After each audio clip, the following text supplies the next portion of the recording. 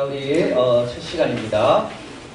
오늘 우리가 이제 들어가는 말에 보시면 기독교 사상사를 공부해야 되는 이유가 어디에 있는가, 이제 네 가지 이유가 있습니다. 하나는 우리가 생각할 때 까다롭다고 한 문제들에 대한 도움을 줍니다. 우리가 지금 고민하는 문제들이 있죠, 여러분, 신앙생활하면서. 그 문제는 옛날에 똑같은 문제였습니다.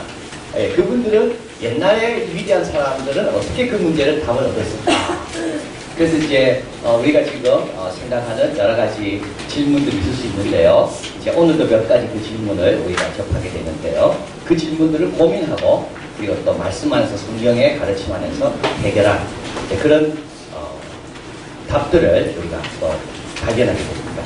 또 우리가 알고 있는 성경 구절이 있습니다. 새로운 시각에서 볼 수 있게 합니다. 오늘도 몇 구절을 그분들이 고민하면서 이 구절이 이런 뜻이었다는 것을 딱 알게 됩니다. 그러면서 우리는 하나님 말씀이 얼마나 깊은가를 알게 됩니다. 아, 이런 뜻이었구나, 이게. 그전에는 너무 가볍게 됩니다. 하나님 말씀을 너무 우리가 가볍게 되었습니다. 그런데 고민하다가 야, 이래서 하나님이 이 말씀을 했구나를 딱 접할 때 우리가 들으니까 말씀의 무게가 새롭게 확 다릅니다. 그래서 실제로 위대한 사상가들의 대가들의 특징은요, 한 구절 안에 들어가 있는 그 놀라운 신비를 우리에게 딱 설명해 줍니다. 그 다음부터는 성경을 바라보기 달라집니다. 그래서 이제 우리가 성경을 너무 쉽게 생각했잖아요. 그런 책이 아니라는 걸 알게 됩니다. 그리고 세 번째, 그들의 삶을 통해서 우리를 감동시킵니다. 이들은 연구하는 사람은 아닙니다. 이제 우리가 위대한 사상가의 생애를 쭉 보게 되면서 이들의 삶이 어땠는가를 우리가 보게 됩니다. 이들을 위해 오늘 이제 모니카 어머니가 나오는데요. 이 어머니가 얼마나 많은 눈물을 흘렸는가. 그런 걸 또 보게 됩니다. 그래서 우리가 그들의 삶이 이 삶과 가르침이 같이 나오는데 그들의 삶을 통해서 또 우리가 배우고 도전받는 내용들을 우리가 또 배울 수 있습니다. 우리의 사고는 확장됩니다. 어디까지요? 2000년 전까지. 2000년의 그 모든 그 보화들, 유산들, 그것이 우리한테 지금 와 있는다고 벌써 찬송가도 이게 1100년도 거니까 900년 전 시를 우리가 지금 읽고 있는 겁니다. 이 귀한 유산들. 그리고 꼭 짚고 넘어가야 될 질문들에 대한 답을 얻는데 도움이 됩니다. 오늘은 이제 첫 시간인데요. 카르타고. 지도를 한번 앞에 보시면요. 카르타고는 어디 있는가 하면 저 빨간 줄이 붙여놨습니다. 알제리아가 있고 리비아가 있고 그 사이에 있는 나라가 튀니지입니다. 튀니지의 수도가 튀니스입니다. 튀니스가 어디냐면 옛 카르타고. 카르타고는 어떻게 세워졌는가 하면 요 시리아 있죠. 조르단 또 베이루트 다마스쿠스. 저기에서 배를 타고 어떤 한 여자 공주가 배를 타고 추방을 당해서 페니키아에서 쭉 오다가 여기 카르타고에 도착합니다. 한번 보겠습니다. 옛 카르타고.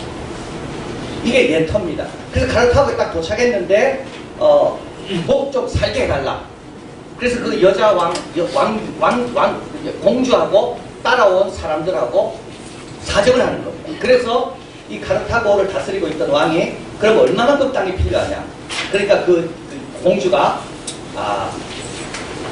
우리에게는 소가죽만큼만 필요하면 된다. 그래서 소가죽이라 그래가지고 조그만 소가죽이자. 그래, 소가죽을 가져가라 그랬어요. 근데 이 공주가 얼마나 지혜로우냐면 소가죽을 가늘게 오래가지고 그거를 엮어가지고 저만한 땅이 된 겁니다. 그래서 카르타고가 저기 시작됐고 유명한 한니발 장군이 이제 카르타고의 장군이 됩니다. 그래서 사실 로마보다도 앞선 곳이 카르타고였어요. 그 다음에 한번 볼까요? 이게 옛 카르타고. 그런데 이제 카르타고에 이제 복음이 들어오게 되고 그래서 이 복음을 받아들인 사람들이 로마가 기독교 공작인데 핍박을 많이 받게 됩니다. 저 빨간 글씨로 빨간 글로 적찍어 놓은 모든 것들은 어디냐면 로마에만 카타콤이 있는 게 아니고요. 카르타고에도 카타콤이 있습니다. 튀니지에도. 그래서 거기에서 어떤 여왕도 순교하고 뭐 귀족의 딸도 순교하고 그러면서 들어가서 신앙생활 했던 곳이 카르타고. 그래서 여기는 이제 카르타고는 저 위에 있는 곳이고요. 실제로 이 밑에 있는 튀니스에 있는 그 해안가에 있는 도시들입니다. 기독교가 왕성하게 번져가게 됩니다. 그 다음에 자, 그래서 신약을 397년에 공인하게 됩니다. 27권을.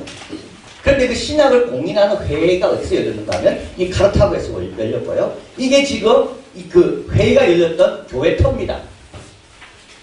다 버려져 있습니다. 쓰레기밖에 없습니다. 저 뒤에 뭐 하나 보이죠? 탑.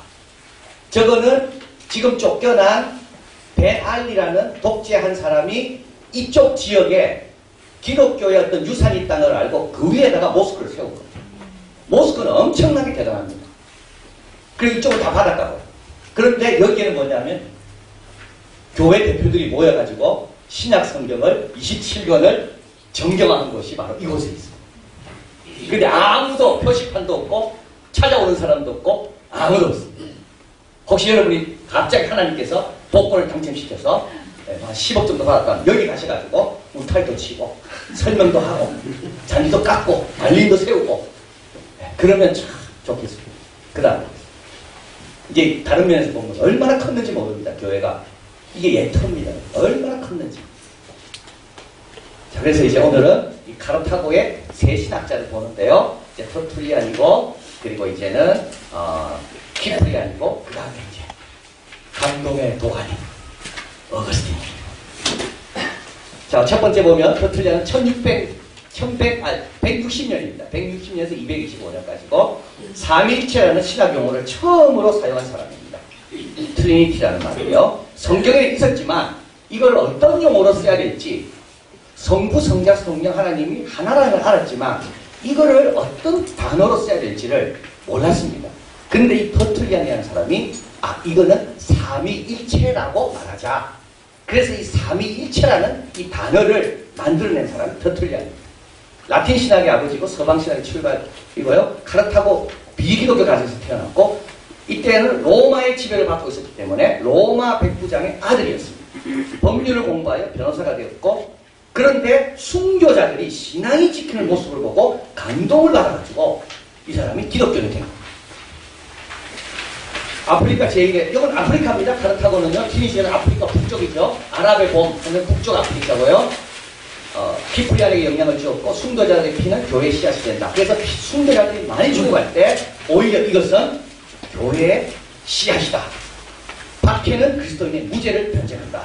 마르키온이 예수님의 십자가는 수치라고 말하는 것에 대해서 이렇게 이야기했습니다. 네가 하나님의 부당하게 하는 그것은 나에게 다 유익하다. 너가 하나님에 대해서 부당하다고 말하는 거 있죠.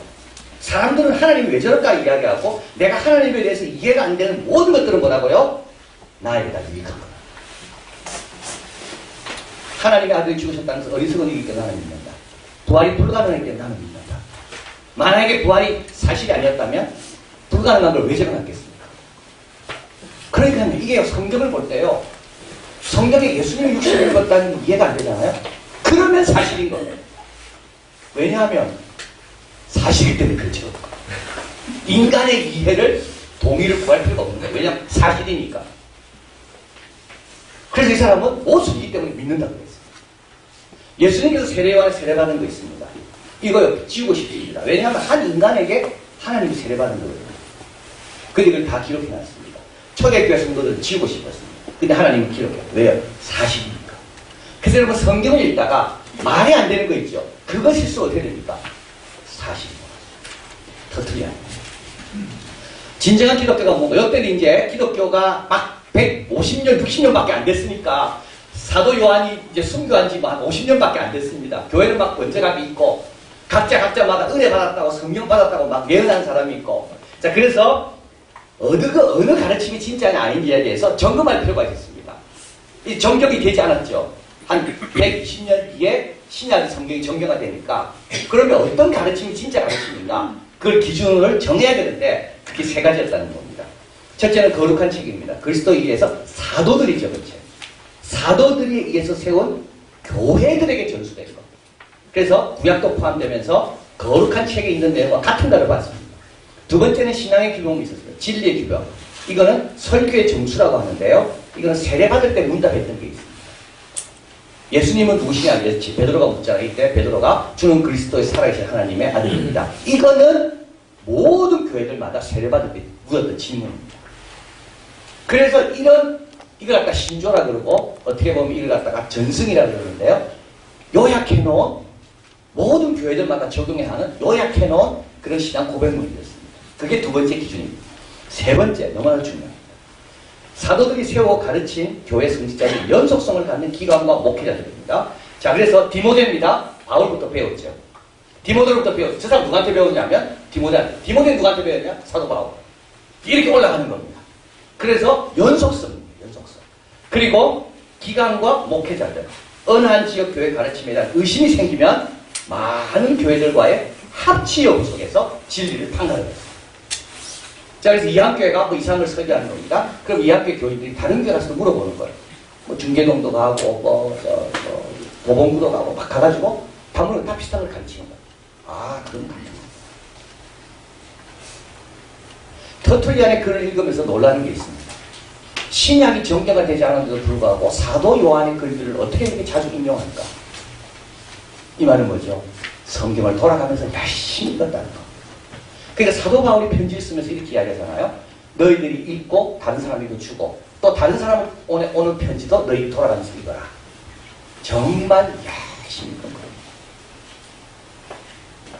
자, 그래서 어떤 사람이 이상한 설교를 합니다. 그러면 그 설교가 진짜인지 아닌지를 알기 위해서는 사도들이 적어놓은 편지들에 있는 거 없는가 선포한 거. 두 번째는 사도들도 넘어서는 겁니다. 이거는 초대교회가 갖고 있었던 신앙 고백문 간단한 것들입니다.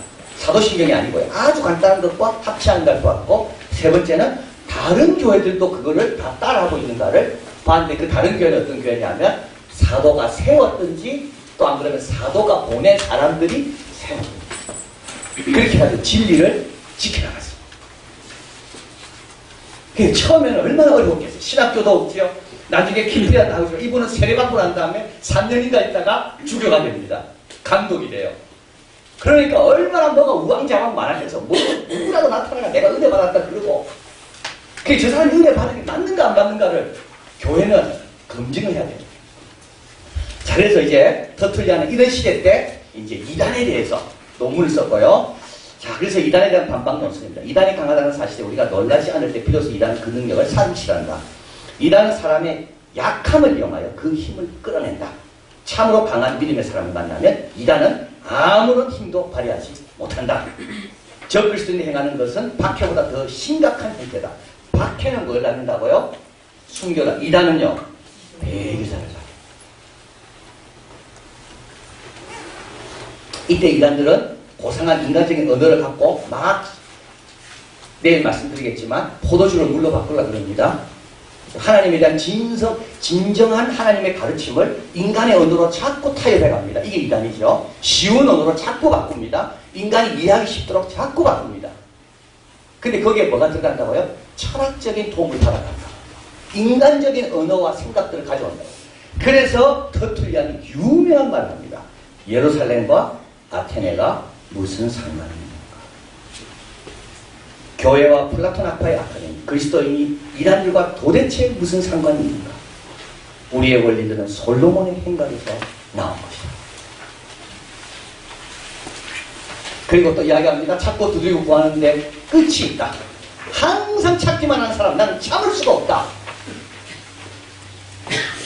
저 혼자 감동하시는 것 같은데? 감동이 되죠? 항상 찾는 사람은 나는 참을 수가 없다. 네? 왜 계속 두들기는가? 이미 답은 왔는데 이제 좀 그만 두들겨라. 계속 두들기면 뭘? 결국은 이단으로 가게 되는 거예요. 찾고 두들기는데 끝이 있다는 거예요. 끝이. 이제 그만하라는 거예요. 그만. 나는 그런 사람을 참을 수가 없다. 그 다음에 너무나 중요한 내용이에요. 같이 한번 읽어보겠습니다. 진리가 먼저이고 거짓은 나중에 들어온 것이다. 주님은 먼저 좋은 밀씨를 뿌리고 대적자들은 나중에 가라지를 섞어 놓는다. 예수님 부활했습니다. 자, 그런데요, 처음에는 믿었어요. 근데 가보니까 죽은 사람이 일어나는 이해가 되지 않거든요. 그래서 어떻게 합리화하는지 아십니까? 아, 예수님의 가르침이 우리 안에 새로워진 거라고 보자. 처음에는요, 좋은 씨를 받았습니다. 그런데 사람들은 자꾸 이야기하다 보니까 사람들이 야, 그런 경우가 어딨냐, 이런 게 어떻게 된다고 그 다음에는 거짓 가라지를 갖고 섞는 겁니다. 예수님 몸이 부활이 아니라 예수님의 사상이 우리 안에 다시 살아납니다. 이게 다 뭐라고요? 나중에. 먼저 전승된 것이 참임받으면 나중에 소개되는 것은 외래적이며 거짓된 것이다. 우리의 가르침은 후대의 것입니다. 어디서나 첫 번째 자리에 있는 것, 그것에 진리의 증거가 있다. 그래서 여러분 어떻게 살아야 될 건가 고민하다가는 첫 번째 가졌던 그걸로 돌아와요. 자꾸 타협하려고 하는데 첫 번째 받았던 게 뭡니까? 진리를 포기하는 것은 다가올 심판을 염두에 두고 있는 사람에게는 맞지 않습니다. 자, 이거 키프리안으로 넘어갑니다. 카르타고의 감독입니다. 터툴리안의 영향을 많이 받습니다. 터툴리안이 비서와 같은 인물입니다. 터툴리안에는 천재성과 급한 성정은 없었습니다. 그러나 동정과 부드러움과 포용적 신사적 면모를 갖고 있었습니다. 카르타고에 태어났고 유복한 부모들에게 최고의 교육을 받았습니다. 246년 기독교인이 되었습니다. 그리고 3년 있다가 카르타고 감독이 되었습니다. 수차가 박해도 굴하지 않고 자신의 교구에 있는 그리스도인을 선도하고 결국은 순교합니다. 자, 터툴리안 한 유명한 말이 있습니다. 만일 당신이 교회를 당신의 어머니로 가지지 못한다면 당신은 하나님을 아버지로 가질 수가 없다. 난 하나님은 좋은데 교회는 싫다고요? 이런 사람은 뭐라고요? 어머니가 없기 때문에 아버지도 없는 사람이다. 근데 이 당시 교회는 온전했을까요? 아닙니다.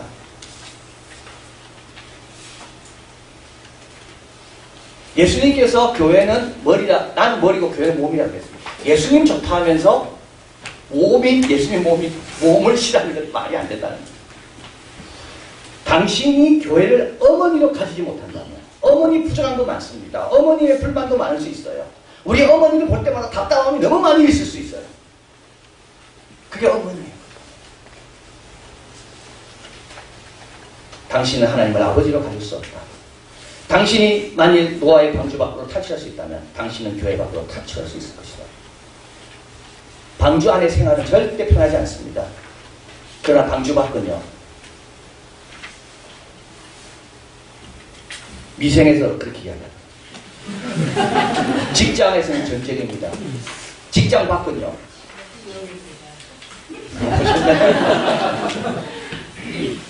직장 밖은요, 그러면 직장에서 불만 좀 하지 마세요. 전쟁한다고. 직장 밖은요, 그러면 직장 못 다니는 사람들은요, 교회 노아 방주 밖으로 탈출할 수 있다면 당신은 교회 밖으로 탈출할 수 있다. 좋은 사람은 교회를 떠나갈 수가 없다. 바람은 알곡에 날려버릴 수가 없고, 알곡을 날려버릴 수가 없고, 폭풍은 튼튼한 뿌리를 가진 나무를 떨어뜨리지 못한다.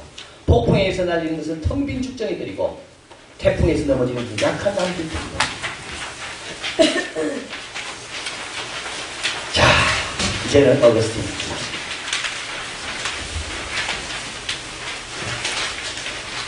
유명한 철학자가 이야기했습니다. 모든 서양 철학은 플라톤에 의한 각주에 불과하다. 그러나 모든 기독교 신학은 어거스틴에 대한 각주에 불과하다. 자, 어거스틴이 이 카르타고. 중세신학은 어거스틴의 교회론이라면 종교개혁은 어거스틴의 은총론입니다. 조금 제 뜻을 아시게 될 겁니다. 354년입니다. 그 뒤입니다. 11월 13일 타가스테라는 알제리에서 태어났습니다. 알제리는 아까 지도에 보면 바로 옆에 있지. 한번 볼까요? 지도. 예. 알제리는 튀니지 그 사이에 있는 조그만 나라에 바로 옆에 있습니다. 그래서 알제리가 튀니스 카르타고가 워낙 번성한 도시이기 때문에 카르타고로 유학을 오거든요. 교육과 학문의 중심지인 카르타고로 유학을 오고 기독교가 지적으로 존경받을 만한 부분이었다고 해서 점점 기독교로서 멀어집니다. 이 어거스틴 천재였습니다. 질문이 너무 많았습니다. 근데 어머니 모니카는요, 경건한 엄마였지만 어거스틴의 질문에 답을 할 수가 없어요. 그래서 어거스틴은 기독교의 지적인 면에 대해서 아주 무시했습니다. 그래서 기독교로부터 점점 멀어집니다. 범죄가를 성공하기 위해서 논리와 수사를 공부하고 탁월함을 인정받고 웅변대에 와서 계속 1등을 하고, 그런데 이 사람은 워낙 호기심도 많고 관심도 많고, 그래서 결국은 정부를 얻게 되고 18세 때 아이의 아버지가 됩니다. 자, 이 아이가 어떻게 됐을까? 눈물겨운 이야기가 뒤에 나온 거. 이렇게 얻은 아이 어떻게 됐을까? 어거스틴이 회심하고 난 다음에, 자, 만유교의 신취합니다. 만유교의 특징은 악과 선을 이유 두 개로 나누고요. 이 세상에 악이 있는 이유는 악의 신이 있기 때문입니다. 그리고 선한 신이 있고 악한 신이 세상을 싸우고 있다. 그러니까 세상이 얼마나 설명이 쉽습니까? 악은 다 악한 신으로부터 나오고, 선한 신이 있지만 선한 신과 둘이 끊임없이 싸우고 있고, 그래서 만유교에 들어가 보니까 세상이 딱 설명이 되는 것 같아요. 그래서 어거스틴은 기독교는 설명이 안 돼. 왜냐하면 하나님이 계시는데 왜 악이 있냐는 거예요. 하나님이 계시는데 왜 아픔이 있냐는 거예요. 그 부모 엄마가 설명을 잘 못해. 근데 어거스틴이 나중에 이런 말 합니다. 네가 제일 잘하는 일이 있다. 그건 뭐냐면 이해되지 않아도 믿는 거는 네가 제일 잘하는 거야. 나중에 어거스틴이 고백합니다. 자기 아들한테 고백 가리키면서 너 제일 잘하는 게 뭔지 알아? 이해 안 되더라도 믿는 거는 제일 잘하는 거야. 근데 어거스틴은 만유에 들어가.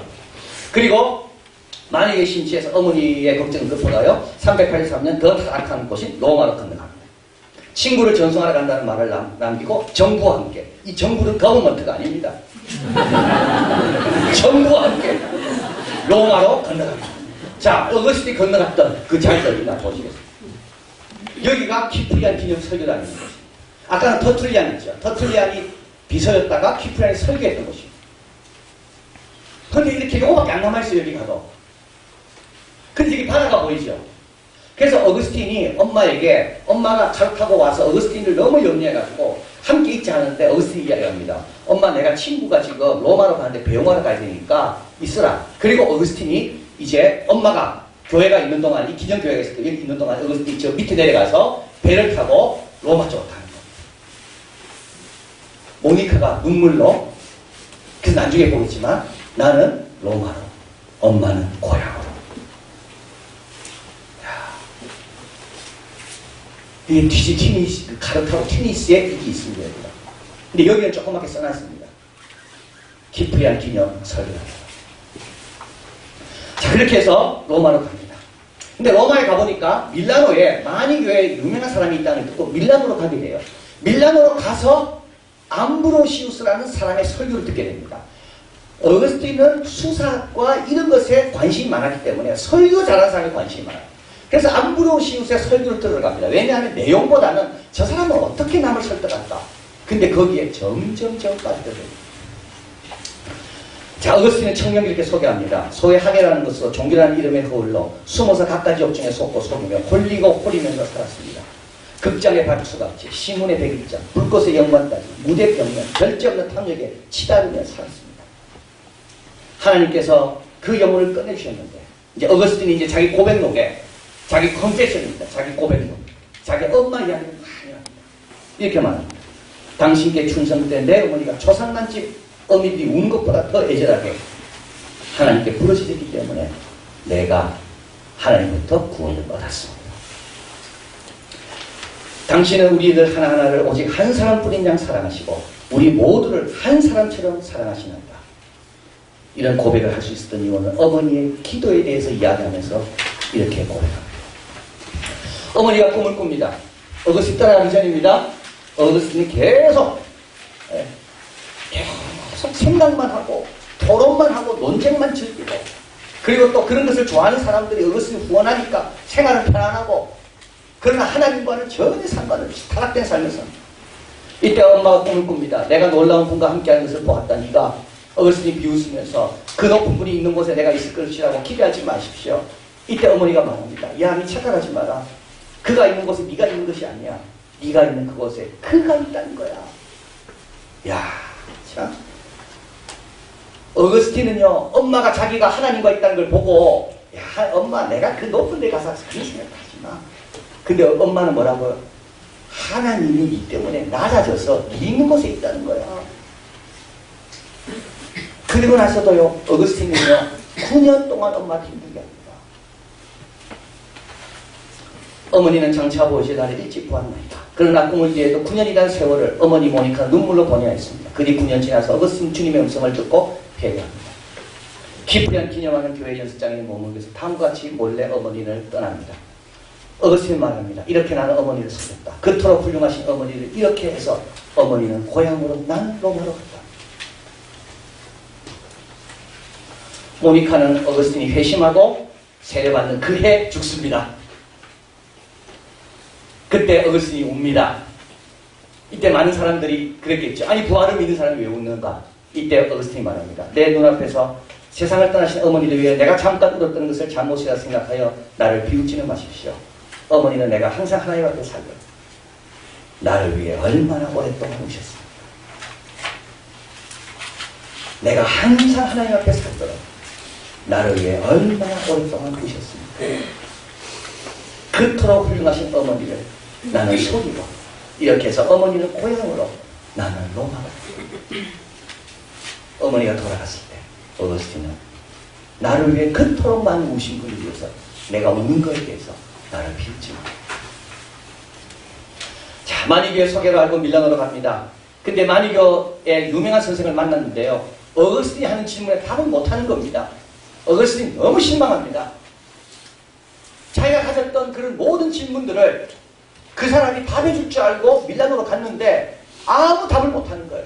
너무 실망해요, 어거스틴이. 근데 그때 암브로시우스의 설교가 유명하다는 듣고 그 사람의 설교를 듣기 시작해요. 그때부터 마음이 움직이기 시작해요. 원래는 형식에 매료돼서 갔는데 내용까지도 어거스틴이 움직이는 거예요. 집에 앉아서 어떻게 해야 될까 하고 있는데 아이들이 집에 놀면서 막 이렇게 자기들끼리 그냥 놀면서 그냥 부르는 노래가 있습니다. 펴서 읽어라, 펴서 읽어라, 펴서 읽어라. 그래서 어거스틴이 갑자기 펴서 읽어라. 그래 로마서를 딱 폈습니다. 그것이 로마서 13장 14절. 육신의 옷을 벗어라. 새 옷을 입어라. 그리고 어거스틴은 이때 회심합니다. 이때 어거스틴이 고백한 당신만이 우리를 지으셨기에 우리 영혼은 당신 안에 거하지 않고서는 안식을 얻는다. 너무나도 방황했습니다. 재밌을 줄 알고 다 가봤습니다. 안식일 줄 알았습니다. 그런데 주님 품에 오니까 나를 지으신 분을 만날 때 비로소 내 영혼이 안식. 자, 그리고 나서 엄청난 재능은 로마 행정부 안에서 발휘할 것이 아니었습니다.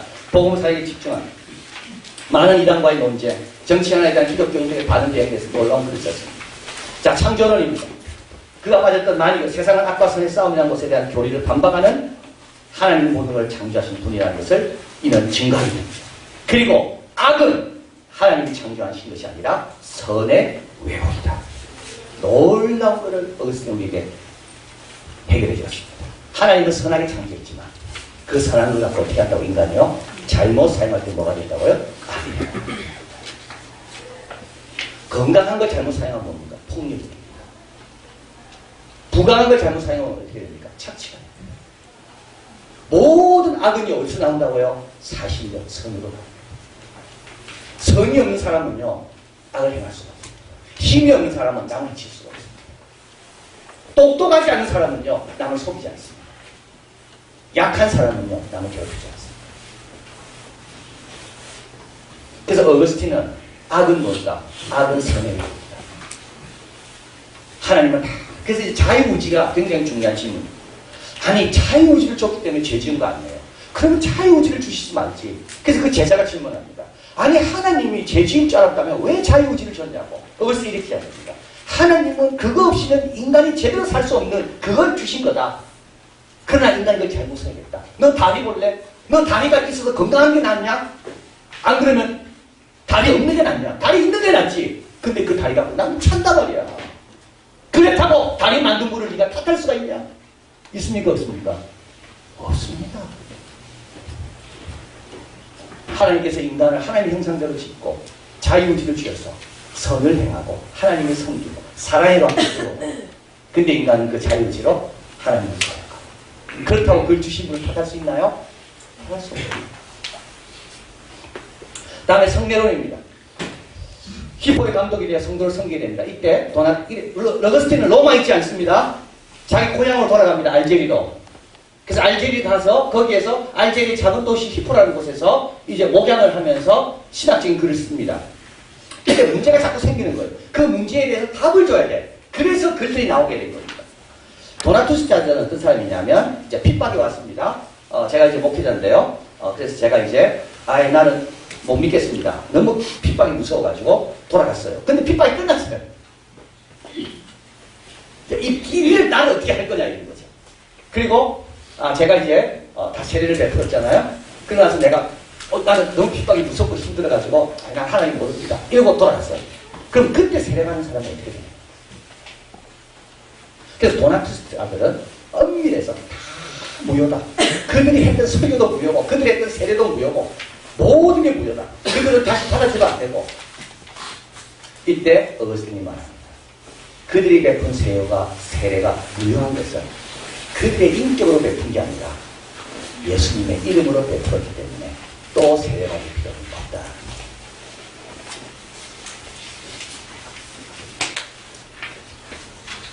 그래서 어거스틴의 성례론이 여기서 세워집니다. 그리고 교회론이 만들어요. 교회는 뭐라고요? 알곡과 가라지가 같이 있다. 언젠가 또 가라지가 알곡이 될 거니까 지금 알곡만 모아놓은 것은 교회가 될 수가 없다. 알곡도 가라지도 함께 있는 것이 교회다. 그래서 너무 순수한 사람만 남겨두려고, 너무 깨끗한 사람만 남겨두려고 막 정죄하고 판단하고, 그거는 하나님의 뜻이 아니다. 자, 그리고 나서 이제 로마가 보트족 군대가 로마에 입성하게 됩니다. 그리고 로마는 3일 만에 무너집니다. 이때 로마는 이제 기독교를 공인한 다음입니다. 이래서 사람들은 로마가 넘어진 이유는 기독교 때문이라고 말했습니다. 이때 어거스틴이 이 질문에 답하기 위해서 하나님의 도성이라는 것을 적게 됩니다. City of God. 세상에는 두 가지 도성이 있습니다. 하나는 사람의 시각이고 하나님의 도성이 있고, 사람의 도성, 세속적인 도성은 특징이 있는데 이거는 자기 욕심을 사랑하는 것이고, 하나님의 도성은 하나님을 사랑하는 것이고. 자, 그리고 나서 이게 이제 아주 중요한 말입니다. 목회를 하고 있는데 수동을 돌보고 있습니다. 이때 로마에서 활동하는 펠라기우스와 논쟁을 벌이게 됩니다. 펠라기우스는 한번 들어보십시오. 얼마나 이 내용이요, 얼마나 내용 설득력이 있는지. 인간은 원죄를 갖고 태어나지 않습니다. 설득력 있죠. 아니, 아담이 지은 죄가 왜 인간에까지 유전돼? 그런 일은 없다는 거예요. 지금도 이런 걸 설득력이 있습니다. 얼마나 설득력이 있는지. 펠라기우스가 벌써 이때부터 인간은 죄로 태어난다는 것을 거부하는 겁니다. 인간은 선을 행할 수도 있고 악을 행할 수도 있는 자유의지가 있다는 겁니다. 하나님의 은총은 따라서 유용하지만 꼭 필요한 건 아니라는 거예요. 왜냐하면 내가 선택하면 되니까. 자, 그래서 로마의 귀족들은 이 이론에 빠져들게 됩니다. 교회는 다시 혼란에 빠집니다. 만약에 은총이 필요 없어지고 내 의지가 중요하다면 신비, 경건, 기도생활 다 우습게 여기십니다. 어거스틴은 은혜와 원죄에 대한 글을 써요. 어거스틴이 가르쳐서 은총의 박사라고 얘기합니다. 어거스틴은 어떻게 보면 은혜입니다. 은혜. 그때 나는 다른 주제에게, 그때 그는 이렇게 말합니다. 다른 주제가 나의 기쁨을 주지 못합니다. 우리 같은 병든 자에게는 은총보다 더, 치유받을 수 있는 은총보다 더 매력적인 또 다른 것이 있을까? 우리같이 게으른 사람에게 은총보다, 우리를 자극시켜 뒤흔들어 놓는 은총보다 또 다른 것이 있을까? 우리같이 활동을 그리워하는 사람에게 우리를 돕는 은총보다 더 좋은 조력자가 있을까요? 인간은, 어거스틴입니다, 자유의지를 행사할 수가 없습니다. 두 개의 무게 접시가 달린 저울을 비유로 하는데요, 균형 상태가 아니라는 겁니다. 악이라는 무게는 선보다 훨씬 무겁습니다. 악쪽으로 많이 가 있습니다. 악한 것은 너무나 잘 기억합니다. 남이 나에게 힘들게 하는 거, 원수가 없는 건 절대 잊어버리지 않습니다. 좋은 거는 금방 잊어버려요. 좋은 거는 열심히 해야 간신해요. 악한 거는 안 가르쳐도 그냥 해요. 그러니까 저울이 균형 있지 않다니까요. 그래서 어거스틴은 저울로 비유하는 겁니다. 악의 무게가 훨씬 기울어져 있습니다. 그래서 인간은 악을 행하기가 너무 쉬운 거예요.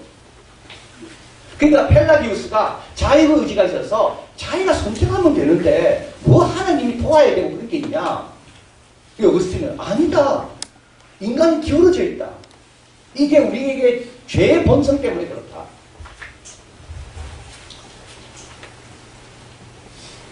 이 저울을 균형 있게 하려면 은혜가 필요하고, 저울이 더 선쪽으로 가려면 은혜가 필요하다. 주님의 도움이 있어야 한다. 요한복음 15장 5절. 자, 여기서 이제 성경 구절이 나오는 겁니다. 같이 한번 읽어봅니다. 나를 떠나서는 너희가 아무것도 할 수 없느니라. 왜 예수님이 이 말씀했을까요? 나를 떠나서는 너희가 아무것도 할 수 없다. 왜냐하면 우리는 기울어져 있기 때문에. 이 구절이 여기서 나오는 거예요. 그러니까 어거스틴 이 구절로 결론을 딱 내는 겁니다. 왜 예수님이 이 말씀을 하셨을까? 나를 떠나서는 너희가 아무것도 할 수 없다. 자, 그 다음에요. 결론에 말씀드리겠지만 너무나 책을 많이 들었습니다. 그런데 요즘 말하는 책은 뭐 이런 거지만 옛날에는 그렇게 두껍지가 않았거든요. 그거 적기 힘들었고, 근데 그가 책은 책 가운데 너무나도 주제가 다양합니다. 음악에 대해서 적었습니다. 교사에 대해서 적었습니다. 그래서 지금 교사에 대한 겁니다. 이 교사는요, 자기 아들과의 대화입니다. 자, 이 아들이 18세 때 정부가 나왔다 그랬어요. 정부는 죽습니다. 그래서 이제 아들을 어거스틴이 키우는 거예요. 이 아들이 16세 때 죽습니다. 15세 때 세례를 받고요. 근데 이 아들이 얼마나 똑똑한지 아버지와 대화가 되는 거예요.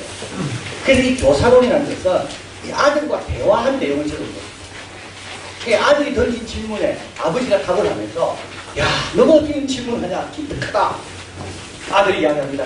아버지한테 받은 겁니다. 이렇게 설명해 주시니 너무 감사합니다. 아버지도. 이렇게 대화가 쫙 오고 가는 거예요. 자, 이 아들 이름이 야가 아닙니다. 제가 잘못 적었는데 아데오 다투스입니다. 그래서 이 아들을 낳고 어거스틴은 이 아들의 이름을 하나님의 선물, 신이 준 선물이라고 적었습니다. 이거 하나님 조롱하는 거죠. 예, 자기가 쾌라서 낳아놓고 이때만 해도 어거스틴은 하나님을 조롱하고 막 그랬습니다. 그런데 실제로 하나님이 준 선물입니다. 자, 친아들 아데오 다투스와의 대화입니다. 이때 16세였고 그 직후에 죽게 됩니다. 세례받은 때 그 아들이 어거스틴에게 말합니다. 어거스틴은 이렇게 이야기합니다. 아버지가 너무 감동이 돼가지고 유교를 따라 제 죄로 태어난 제 아들이 세례를 받았습니다. 15세가 죄 되지 않았지만 지성으로는 나이 지긋하고 많이 배운 사람들을 능가했죠. 저는 그에게 죄만 물려줘야 했습니다. 다른 이가는 당신께서 그 아이를 당신의 훈계로 양육할 생각을 우리 안에 풀어내오셨습니다. 저는 그 아이에게 죄밖에 물려줄 게 없습니다. 여러분, 우리 아이를 생각하면서 그렇게 생각해야 돼요. 이 아이가 잘못하고 말 안 들을 때마다 누가 물려준 거예요, 그거를. 내가 물려준 것밖에 없습니다. 이 아이는 유격을 따라 태어난 아이입니다. 그러나 하나님께서 주의 교양과 훈계로 양육할 마음을 지어주셨습니다. 자, 그리고 이제 어거스틴이 기뻐하면서 대화가 시작됐죠. 말을 사용할 때 우리의 목적이 무엇이라고 생각하느냐 질문합니다. 어거스틴이 아이들이 대화하다가 이렇게 답합니다. 말을 사용하는 데는 두 가지 이유가 있는데 다른 사람 또는 우리 자신을 가르치기 위해서고 또 하나면 상기시키기 위해서. 아들이 묻습니다. 그럼 음악은요? 말이 없는데 음악은 말이 없지만 우리에게 상기시키기 위해서 음악이 있는 거다. 자, 그 다음에 너무 중요한 내용입니다. 내가 말한 것이 참이라는 것을 네가 안다면 너는 누가 너를 가르쳤는지 나는 분명히 한다. 나는 누구를 가르칠 힘이 없기 때문이다. 왜냐하면 잘 보세요. 어거스틴이 여기에서 커뮤니케이션이 유행한 겁니다. 나는 내가 아는 것을 제대로 표현할 수도 없고 표현할 때도 네가 들을 때는 벌써 다르게 들을 수밖에 없다. 이 두 가지 성격 때문에 네가 안다는 것은 그 나를 통해 아는 것이 아니다. 네가 뭘 알았냐? 내가 가르친 게 아니라. 이야, 어거스틴이 이야기합니다. 나는 누구를 가르칠 힘이 없다. 네가 아직은 배울 힘도 너는 가지지 않다. 이 땅에 아무도 우리의 교사라고 부르지 않아야 하는 이유가 있는데 이는 하늘에 계신 한 분만이 우리의 교사이기 때문이다. 마태복음 23장 8절. 이제 우리가 여기서 이 구절의 뜻을 아는 거예요. 모든 우리의 배움은 참된 가르침이신 하나님께서 감동하셔서 배우는 거지. 왜냐하면 우리가 말을 해도 내가 잘 표현 못할 뿐만 아니라 듣는 사람도 제대로 못 들을 경우가 너무나도 많거든요. 그래서 예수님의 말씀을 인용하는 겁니다. 너희는 랍비라 칭함을 받지 말라. 너희 선생은 하나요. 너희는 다 형제입니다. 이게 어거스틴의 교사입니다. 내가 말한 것이 참이라는 것을 네가 안다면 그것은 참된 교사이신 그분이 가르치신 거다. 이게 어거스틴의 교사론에 나온 내용입니다. 그 다음에 자유의지론입니다. 이 질문도 마찬가지입니다. 한 사람이 질문합니다. 제자가. 하나님께서 인간으로 하여금 죄를 짓는 거 아시면서 왜 자유의지를 주셨습니까? 뭐 이런 내용이 쭉 오다가 자, 여기 한번 보십시오. 하나님의 진리와 지혜에 대해서 이렇게 합니다. 하나님의 지혜와 진리, 공고함도 없고 결핍함도 없다. 자기를 사랑하는 모든 자애를 받아들이며 아무에게도 인색하지 않다. 모든 자가 공동으로 소유하지만 각자에게 옮깁니다. 아무도 남에게 이렇게 말하지 않지. 나도 다가갈 수 있도록 물려서십시오. 나도 만질 수 있도록 손을 좀 치워주세요. 모든 사람이 같은 지혜에 개업할 수 있다. 자네가 들이마신 숨을 내가 들이마실 수 있기 위하여 뱉어내기를 기다리지 않아도 된다. 이게 하나님의 지혜라는 겁니다. 공동의 소유라는 겁니다. 그러나 각자에게 온전해지는 것이 하나님의 지혜라는 겁니다. 싸울 필요가 없다는 거예요. 그래서 싸울 필요도 없고 남과 경쟁할 필요도 없고 하나님의 지혜에 무궁함이 일어나는 거예요. 자, 그리고 한번 하나님의 지혜와 진리는 시간과 함께 지나버리거나 장소로 인해 변하지도 않고 밤이 방해하거나 그림자에 가려지지도 않고 육체적 감각에 매이지도 않는다. 외부적으로 암시하고 있지만 안으로는 가르친다. 자기를 보는 자들을 더 나아지도록 변화시키며 자신 은입니다. 자신 을이 아니라 자신은 어떤 자에서도 나쁘게 변하지 못한다. 그 다음에 아무도 그것을 판단하지 않으며 그것 없이는 누구도 바르게 판단하지 못한다. 판단하는 자들이 되어야 되는데 그것을 판단하는 것이 아니라 그것에 의해 다른 모든 것을 판단하는 자들이 되어라. 와, 대단하죠? 자, 그래서 어거스틴 이 말을 할 때 이렇게 이야기합니다. 자, 나무가 있습니다. 동물이 있습니다. 인간이 있습니다. 나무가 동물을 판단합니까? 동물이 나무를 판단합니까? 저걸 먹을 건지 안 먹을 건지를 누가 판단합니까? 동물이요. 자, 그럼 동물을 누가 판단합니까? 인간이 판단합니까? 인간을 동물이 판단합니까? 인간이 동물을 판단하죠. 인간은 누가 판단합니까? 하나님. 자, 이게 순서입니다. 그래서 하나님이 만드신 창조의 질서가 있는데 이 창조의 질서 따라 동물에게는 뭐가 없나요? 동물에게는 이동할 수 있는 게 없습니다. 식물에게는. 그러나 동물에게 이동할 수 있는 게 있고 약간의 지성이 있습니다. 인간에게도요. 온전한 지성이 있고. 그래서 더 많은 것을 가지면 가질수록 판단의 기준이 됩니다. 그러면 제일 많이 가진 분이 누굽니까? 하나님이죠. 근데 인간은요. 우리가 하나님을 판단합니다. 마치 나무가 동물을 판단하듯이 마치 동물이 인간을 판단하듯이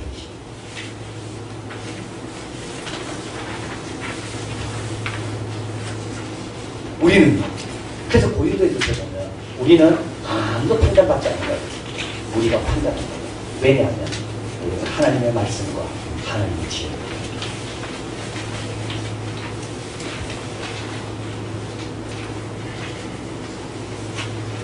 그래서 오늘 가만히 생각해 보십시오. 내가 하나님의 말씀에 대해서 함부로 말하는 게 맞는 건지, 동물이 인간에 대해서 함부로 말하는, 개가 우리 주인에 대해서 함부로 말하는 게 맞는 건지, 그거를 집주인이 듣고 존경해야 됩니까? 몇 개 굶겨야 돼요. 그렇죠. 몇 개 굶겨야 돼요. 주인을 몰라봐, 그 주인께는. 근데 인간은 교만해가지고요. 하나님은 함부로 판단합니다. 근데 어거스틴이 말합니다. 진리와 지혜에 대해서는 판단하지 말지만, 그러나 네가 세상을 판단하려면 뭘 가져야 된다고요? 지혜와 진리로 판단해야 된다. 지혜와 진리는 판단하지만, 그러나 인간은 하나님께서 우리에게 세상을 다스려야 했기 때문에 이 세상을 어떻게 다스리는가? 하나님의 지혜와 진리로. 자, 다시 돌아오면요. 이제 어거스틴의 마지막 부분입니다. 자, 마지막 순간입니다. 429년과 430년 사이에 반간족이 침범하게 됩니다. 그래서 여기 키프리아 카르타고에 가보면 카르타고 세계문화유적지가 유네스코가 인정한 곳이 있습니다. 그 마을이에요. 시작된 곳에. 근데 거기 있는 동상들은 전부 목마였습니다. 목마. 이 반달족의 특징은 모든 것을 반달리즘, 목만 댕댕댕 다친 거예요. 그래서 모든 동상들이 다 있는데 목은 다 없어요. 목은. 그래서 반달리즘이 이제 여기까지 온 겁니다. 그리고 나서 이제 점점 이제 반달족에 의해서 이제 로마도 그렇고 이 카르타고도 그렇고 이 키포가 자파가 있는 곳까지 점점 무너지게 됩니다.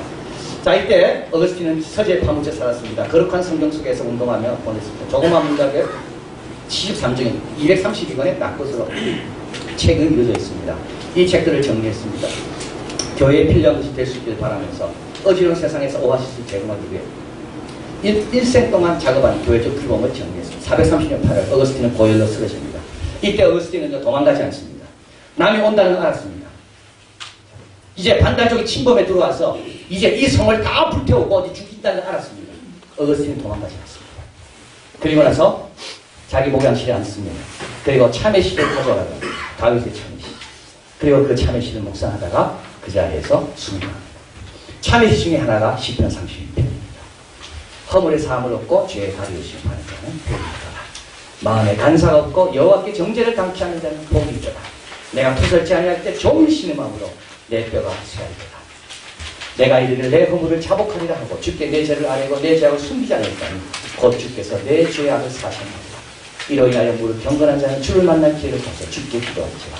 진실로 홍수가 범람할지라도 저희를 미치지 못하리라. 이 다윗의 참회시 중에 하나입니다. 이것을 가져오기 위해서 그것을 묵상하며 읽으면서 자신의 죽음을 주기 위해서 430년 8월 28일 날 죽어서 묻히게 되고 이때 그의 나이는 76세입니다. 기포는 적의 수중에 들어갔었고 부분적으로 불탔지만 정말로 놀랍게 하나님은 그의 서재는 지켜주셨습니다. 그의 책은 모조리 정리되어 있었고 그의 젖을 읽을 사람은 있을까 생각했지만 누가 읽었다고요? 종교개혁 때 루터와 칼빈이. 그리고 지금도 그의 젖은 우리 모두의 큰 은총을 알려주는 기준이 되었습니다. 아프리카 사람입니다. 로마 사람이 아닙니다. 백인이 아닙니다. 그렇다고 흑인도 아닙니다. 저 중동 사람 같은 색깔입니다. 라틴 문화는 잘 알고 있었지만 그리스어를 저는 알지 못했다. 그리스어 사고의 복잡한 삼위일체를 간단하게 정리할 수 있었던 이유는 그는 카르타고 사람이었기 때문에 카르타고가 로마를 점령하게 되었습니다. 자, 지금의 튀니지가 어떨까? 한번 가보겠습니다. 마지막 아름다운 튀니지. 정말 아름다운. 혹시 여러분 가족끼리 여행 계획이 있으면 튀니지를 가보세요. 바다가 보이는 저기 관광지인데요. 여기는 법적으로 정해놨대요. 무조건 색깔은 저 파란색과 흰색만. 얼마나 아름다운지. 터툴리안이 여기서 외쳤고 큐프리아누스가 여기서 숨겨있고 어거스틴의 어머니가 떠나가는 어거스틴을 보고 기도했고 어거스틴이 여기에서 돌아와서 신학작을 하고 신약 성경이 공유되고 어거스틴의 수고가 헛되지 않도록 하나님 지켜주셔서 오늘날 우리는 어거스틴의 그 글들을 읽으면서 오늘도 우리는 하나님의 은총, 하나님의 역사, 도산의 하나님 중이십니다. 우리는 판단받는 자가 아니라 판단하는 자이구나. 그것을 알고 있습니다.